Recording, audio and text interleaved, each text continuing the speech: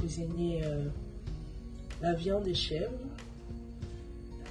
Et ça sera comme la viande de chèvre braisée. Donc j'ai ma viande de chèvre qui est là.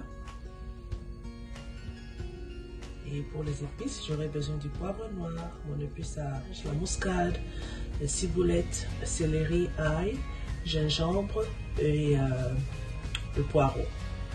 Donc pour commencer, je vais nettoyer ma viande avec du vinaigre.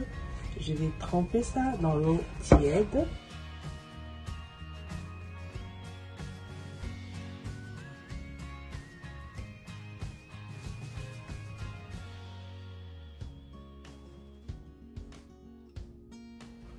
Donc là, j'avais laissé ma viande dans le vinaigre avec l'eau tiède pendant 5 minutes. Et là, je reviens pour nettoyer et je vais en profiter pour enlever les excès de graisse, comme pareil, enlever et puis jeter. Et je vais nettoyer ma viande et puis rincer. J'enlève des graisses, pareil. Je continue à enlever. Avec un couteau, vous pouvez aussi enlever.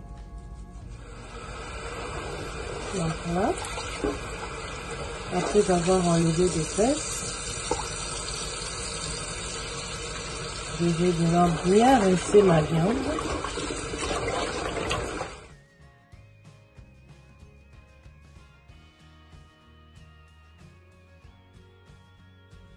Là, je peux voir que ma viande est propre. Je vais juste égoutter l'excès d'eau. J'ai mis tous mes condiments dans le moulinex. Je vais le mixer. Donc j'ai l'ail, le céleri, le poireau, les ciboulettes, le gingembre et la muscade que je vais broyer ici. Mes épices sont écrasées et je vais tout mettre dans ma viande.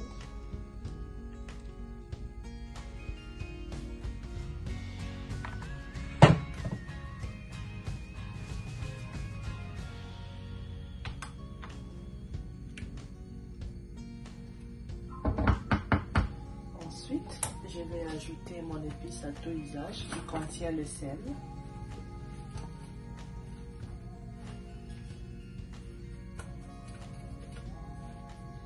Et un peu de poivre noir.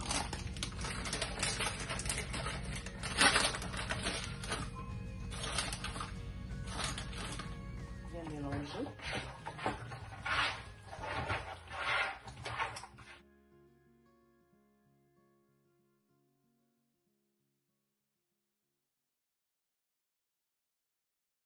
Vous pouvez toujours ajouter le sel ou des cubes Maggi à votre choix.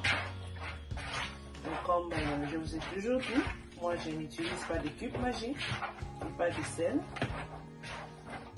Mais vous pouvez toujours ajouter.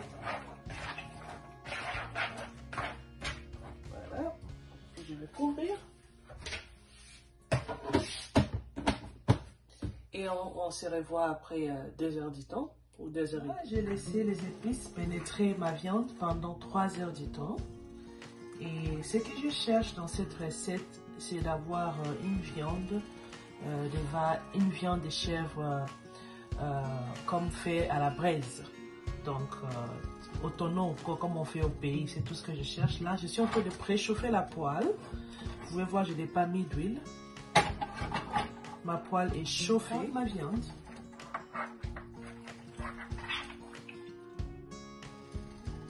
Sans l'eau. Je vais mettre dans la poêle qui est déjà chauffée.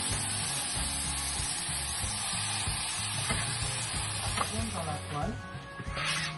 Sans mettre l'huile, sans mettre de l'eau. L'eau qui est restée là, je vais juste jeter.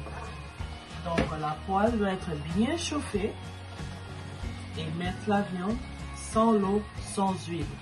C'est en ce moment où nous aurons le résultat dont nous cherchons. Et là, on va laisser cuire à un feu doux et on peut tourner à tout moment.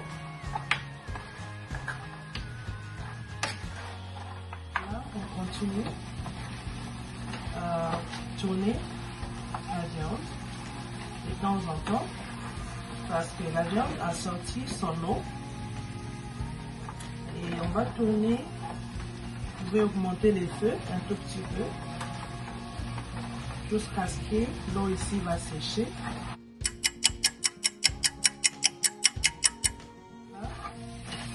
Il n'y a plus d'eau. Donc nous continuons maintenant la friture. Et je vous rappelle que je n'ai pas mis d'eau, je n'ai pas mis d'huile. On va frire jusqu'à ce que ça sera doré, jusqu'à ce que ça va changer de couleur.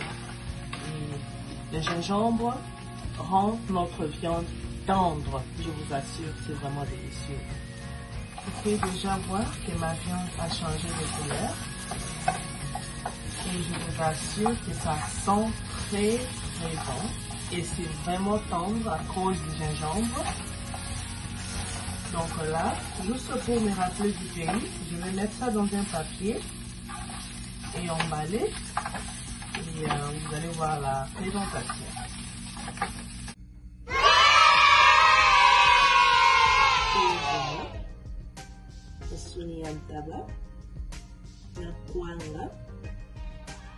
Bon appétit chez vous.